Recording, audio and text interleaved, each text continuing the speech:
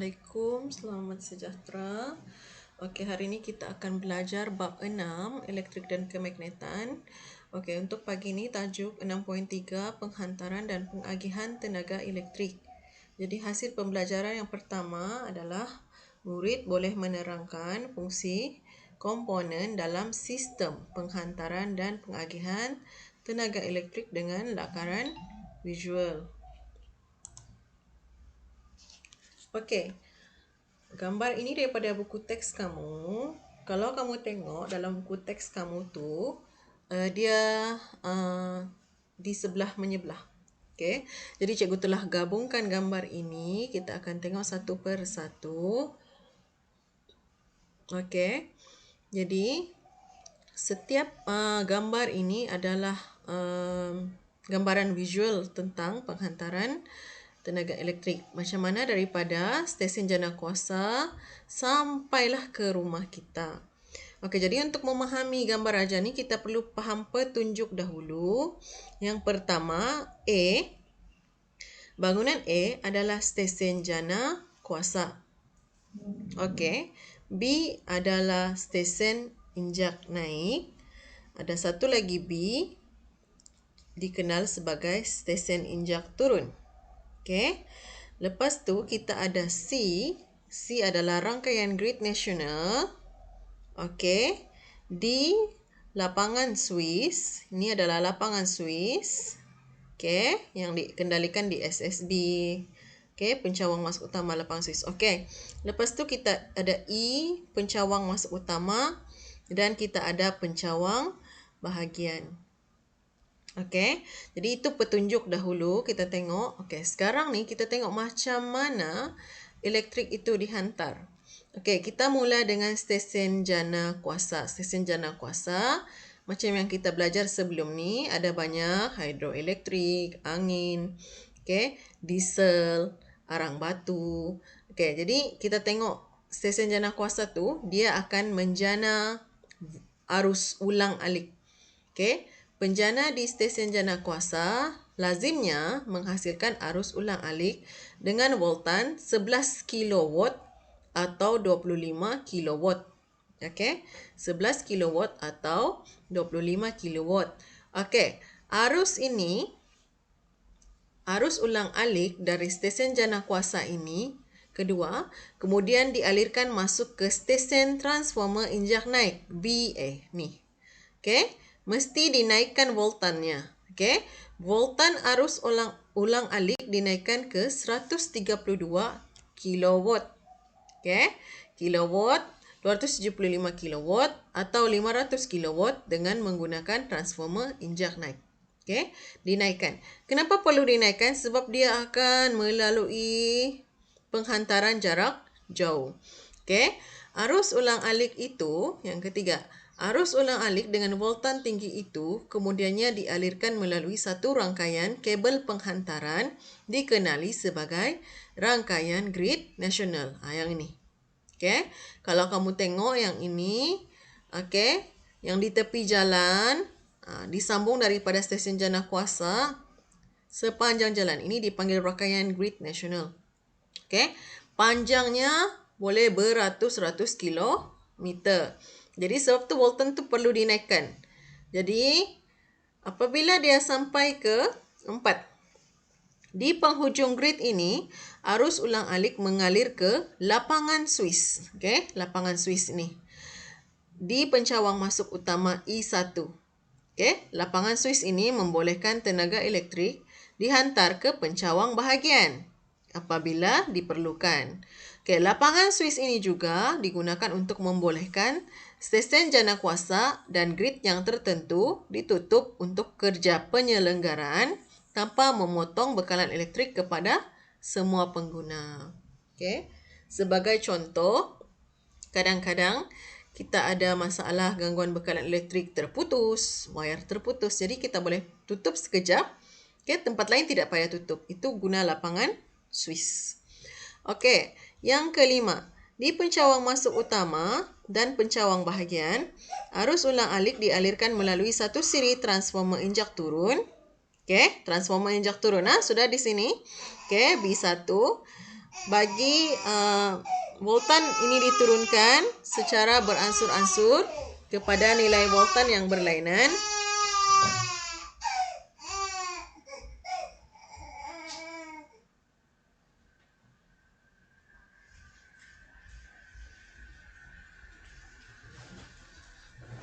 Untuk dibekalkan kepada pengguna mengikut keperluan. Okey, contohnya kawasan industri berat. Okey, ni dekat sini. Okey, industri berat memerlukan 33 kilowatt. Kawasan industri ringan memerlukan 11 kilowatt. Okey.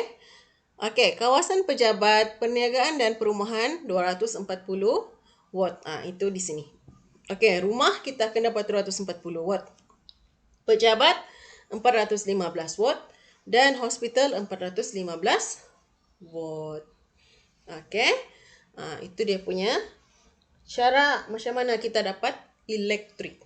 Okey, dia panggil penghantaran dan pengagihan tenaga elektrik. Okey.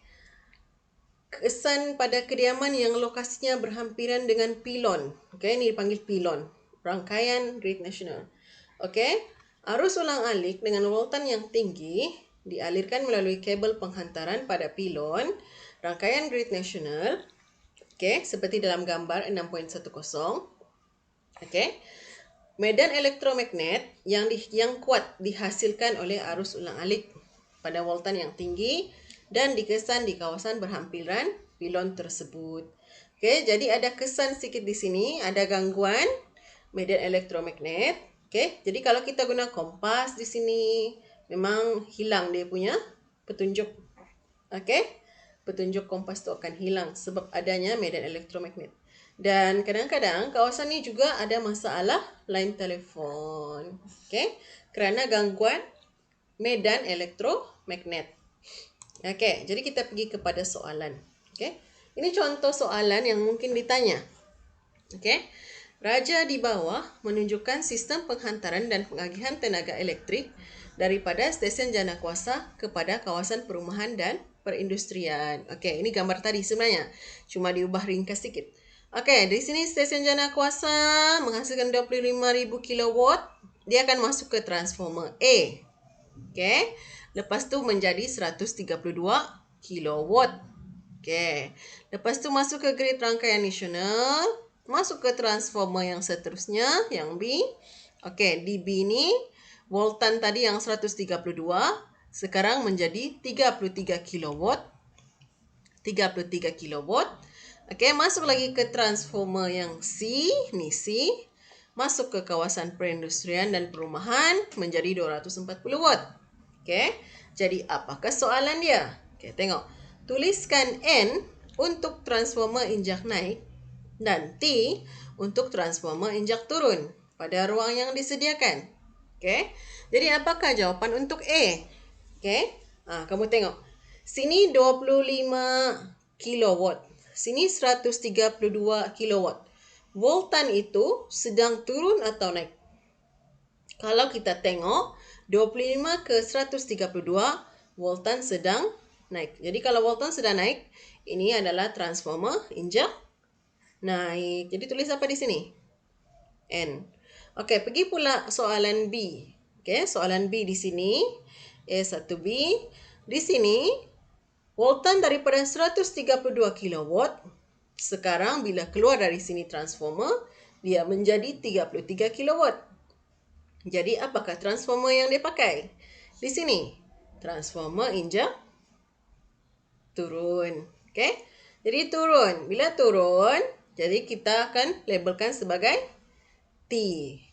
Okey. Kemudian pergi C pula. Daripada 33 kilowatt, apabila lalu transformer ini, dia menjadi 240 watt sahaja. Tidak sudah K. Okey. Jadi, ini pun nak menunjukkan voltan itu turun. Jadi, transformer apa di sini yang digunakan? Transformer injak turun. Jadi, label di sini tuliskan sebagai T. Okey. Terangkan jawapan anda di 6A1. Penerangan. Kenapa tu? Okey. Kenapakah dia turun? Okey. Jadi jawapan dia apa? Okey, kamu boleh gunakan huruf atau kamu boleh gunakan transformer injak naik. Okey, N atau transformer injak naik menaikkan voltan daripada 25 kilowatt kepada 132 kilowatt. Okey, untuk T pula, T transformer transformer injak turun atau T menurunkan voltan daripada 132 kilowatt kepada 33 kilowatt dan 33 kilowatt kepada 240 volt. Okey, begitulah caranya untuk menjawab soalan ini. Okey. Seterusnya, kita pergi kepada hasil pembelajaran yang seterusnya, iaitu menerangkan dengan contoh pembekalan elektrik dan sistem pendawaian elektrik di rumah. Okey, membezakan komponen keselamatan dalam sistem pendawaian di rumah dan berkomunikasi mengenai keselamatan dalam sistem penghantaran dan pengagihan tenaga elektrik dan penggunaan peralatan elektrik. Okey, nampak banyak tapi sebenarnya ringkas sahaja. Okey, kita tengok bersama-sama. Okey, sistem pendawaian di Malaysia ada dua fasa. Okey, ada dua jenis. Okey. Satu, pendawaian satu fasa stabil dan sesuai untuk tenaga elektrik yang digunakan tidak melebihi 10 kilowatt atau 50A seperti di kawasan perumahan di luar bandar. Okey. Ini adalah kitaran satu fasa. Okey. So P adalah puncak dia kalau kamu tengok. Okey. Untuk kawasan komersial, pendawaian 3 fasa. Okey, untuk kawasan komersial dan industri, penggunaan tenaga elektrik yang lebih daripada 10 kilowatt atau 50A, pendawaian 3 fasa yang lebih stabil dan boleh dipercayai biasanya digunakan. Okey, kalau 3 fasa dia macam ni. Okey? Okey. Jadi contoh soalan sini. Raja menunjukkan lakaran rumah mewah Razik yang sedang dibina. Apabila siap, setiap bilik dan ruang tamu rumah akan dipasang dengan penyaman udara. Sebagai seorang kontraktor, cadangkan sistem pendawaian elektrik yang sesuai untuk rumah mewah Razik itu. Okey? Apa jawapan dia? Dia akan gunakan banyak penyaman udara. Okey? Jadi, pendawaian satu fasa atau 3 fasa? Jawapan dia adalah pendawaian 3 fasa. Terangkan cadangan anda di 6B1. Bila terangkan, kenapa? Bila kita cakap terangkan, kita akan cakap kenapa. Okey, jadi penggunaan voltan sangat tinggi, iaitu melebihi 240 watt apabila semua penyaman udara digunakan serentak. Maka, pendawaian satu fasa tidak sesuai. Okey. Kita tengok komponen keselamatan dalam sistem pendawaian di rumah. Okey. Kalau kamu tengok ini adalah kotak fuse kamu yang kita panggil kotak fuse. Kotak fuse sebenarnya kotak Swiss. Kotak Swiss. Okey. Di rumah ada bahagian ni, Swiss utama, ELCB. Ini biasanya jatuh bila ada kilat. Okey. Lepas tu kita ada banyak MCB. MCB adalah miniature current circuit breaker. Okey. Jadi, apa yang terjadi di sini adalah setiap kita punya soket akan menggunakan satu MCB. Jadi, semakin banyak soket di rumah kita, semakin banyaklah kita punya MCB. Okey. Jadi, ini gambaran satu-satu. Swiss. Okey. Fuse. Fuse dalam kita punya palam elektrik. Leakage circuit breaker, ELCB. Okey. Miniature circuit breaker, MCB. Ini untuk dawai bumi dan ini adalah pengalir kilat. Okey, kita tengok macam mana semua ni digunakan. Okey. Kita pergi kepada pendawaian dahulu. Okey, pendawaian. Pembekalan tenaga elektrik dan sistem pendawaian elektrik di rumah. Okey. Yang ini adalah bahagian dari tiang elektrik tu. Wayar elektrik dari kabel utama yang disambungkan ke rumah terdiri daripada dawai hidup pada 240 watt, dawai neutral pada 0 watt. Okey. Yang biru ni dawai neutral. Yang merah ni dawai hidup. Okey. Kotak fuse utama dengan satu fuse utama. Okey. Sini masuk. Okey. Jadi ini yang hitam tu. Okey. Apabila dia disambungkan ke meter, ini meter elektrik untuk menyukat jumlah tenaga elektrik yang digunakan. Okey. Jadi akan masuklah ke suis utama. Suis utama, yang pertama suis utama, suis akan mengawal jumlah arus yang mengalir melalui litar dalam rumah. Suis. Okey. Gambar yang mana suis ni? Yang ini. Suis. Okey. Ataupun yang ini. Kita boleh tengok juga. Okey. Cikgu bulatkan. Okey. Ini adalah suis. Okey. Ini adalah suis. Okey. Jadi itu adalah suis yang pertama. Okey, selepas tu dia akan masuk ke ELCB. Tujuan dia memutuskan litar apabila arus berlebihan mengalir melaluinya. Okey, ELCB. Ingat lagi apa tu ELCB? Ini ELCB. Okey, ingat lagi di mana kedudukan dia? Di sini. ELCB. Okey. Seterusnya, kita ada pemutus litar, MCB. Kalau kamu tengok MCB ni ada banyak. Okey, litar pemanas, litar penghawa dingin. Okey, mana pergi TV, mana pergi. Okey, MCB mengasingkan litar akhir ke bahagian lain peralatan elektrik. Okey, MCB. Okey, jadi inilah kamu tengok. Dia akan sambung ke soket. Tengok, soket. Okey. Lepas tu, yang ini, dia pergi kepada suis dua hala. Ini pergi lampu dan kipas. Okey. Jadi, semua ni akan sambung dengan satu lagi wayar warna hijau.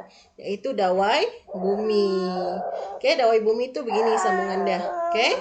Dia adalah wayar tembaga yang disambungkan masuk ke dalam tanah. Okey. Next, kita tengok palam. Palam ada banyak. Okey, palam ada banyak. Okey, yang ini kita panggil 3 pin. Tengok pin dia ada 1, 2, 3. 3, okey. Yang begini 2 pin. 1, 2. 1, 2. Okey. Jadi di Malaysia ini kita pakai. Okey. Palam 3 pin, palam 2 pin. Okey, apa beza dia? Okey, benda-benda yang menggunakan elektrik yang besar biasanya menggunakan palam 3 pin. Kalau yang kecil, palam 2 pin. Okey. Dawai hidup, dawai neutral dan dawai bumi. Okey, ini dia punya ni.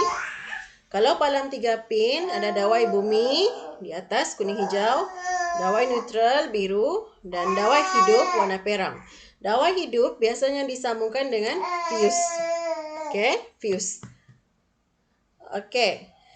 Jadi soalan dia sini, contoh soalan. Okey, dia suruh labelkan. Jadi R adalah dawai bumi. S adalah dawai neutral. T adalah dawai hidup. Okey, soalan seterusnya. Raja menunjukkan 2 buah setrika dengan jenis palam yang berbeza. Okey, X. Kamu tengok bahagian ni, X 2. Yang ni Y, dia pakai 3. Okey. Tandakan right setrika yang selamat digunakan. Mana yang selamat? Tandakan right. Okey. So, yang selamat adalah Y. Okey. Terangkan pilihan jawapan anda. Kenapa? Okey. Apa dia punya jawapan? Penerangan. Sebarang kebocoran arus elektrik dalam setrika itu akan dialirkan ke bumi melalui dawai bumi. Okey. Jadi, kenapa dawai wayar hidup disambungkan dengan fuse? Fuse adalah pemutus litar. Okey, dia adalah seutas wayar halus yang pendek, mudah menjadi panas dan melebur apabila arus mengalir melaluinya. Okey. Semakin besar nilai arus, makin besar arus yang boleh mengalir melaluinya. Okey. Jadi ini contoh dia, penutup logam, wayar fuse yang halus. Okey. Selepas tu kita tengok ada 3 jenis fuse. Fuse cartridge dan fuse boleh ganti. Okey. Semua fuse berfungsi sebagai alat keselamatan elektrik dan melindungi wayar dan peralatan daripada arus berlebihan. Okey. Nilai fuse ialah nilai arus maksimum. Nilai maksimum arus yang dapat mengalir melalui fuse tanpa menyebabkan wayar fuse-nya melebur. Okey, contoh 5A. Okey, fuse biasanya ada 1A, 2A. Tengok kepada peralatan elektrik tersebut. Okey, pemilihan nilai arus bergantung kepada nilai arus maksimum yang mengalir melalui 1 litar atau peralatan elektrik. Fuse yang bakal digunakan sepatutnya mempunyai nilai yang lebih tinggi sedikit daripada arus maksimum yang mengalir melalui 1 litar. Okey. Contohnya, syarek elektrik menggunakan arus elektrik maksimum 11.34A. Jadi fuse dia akan pakai 13A. Lebih daripada 13A, fuse tu putus. Jadi bila putus, kita kena tukar fuse. Okey? Okey. Keselamatan dalam penggunaan tenaga elektrik. Okey? Wayar bumi, wayar neutral, bekas logam. Okey, wayar bumi disambungkan pada bekas logam peralatan elektrik. Kenapa perlu begitu? Okey. Okey, kita tengok di sini ya.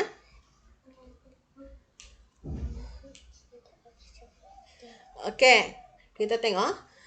Sekiranya di sini, sekiranya seorang individu menyentuh bahagian logam yang dibumikan, arus yang besar jika ada akan mengalir ke bumi melalui wayar bumi dan bukannya mengalir melalui individu tersebut. Okey, arus yang besar juga meleburkan fuse lalu memutuskan litar elektrik. Okey, kalau tiada wayar bumi ataupun wayar bumi ini bermasalah, maka apabila berlaku bekalan kebocoran arus elektrik, arus tu akan mengalir kepada orang yang pegang benda tu. Itu yang kena renjatan elektrik. Okey, kita tengok soalan. Sarah telah menggunakan setrika X untuk menggosok baju sekolahnya semalam. Tanpa menyedari, wayar R dalam setrika itu bersentuhan dengan badan setrika itu. Okey, apa yang berlaku kepada Sarah jika dia tersentuh bahagian logam pada setrika itu? Terangkan. Okey, so jawapan dia apa? Sarah mengalami kejutan elektrik. Okey, penerangan arus yang besar mengalir ke bumi melalui badan Sarah. Okey, jadi apakah langkah keselamatan yang perlu diambil oleh Sarah untuk mencegah situasi dalam 7C1 daripada berlaku? Okey, jadi yang pertama apa dia? Jangan menggunakan kabel atau palam yang rosak. Yang kedua, jangan menghidupkan atau mematikan peralatan elektrik dengan tangan basah. Okey, yang ketiga, sebelum menggunakan peralatan elektrik, pastikan kabel dan palam tidak longgar dan penebat dalam keadaan yang baik. Okey? Okey, jadi itu saja. Sekian, terima kasih. Semoga dapat belajar.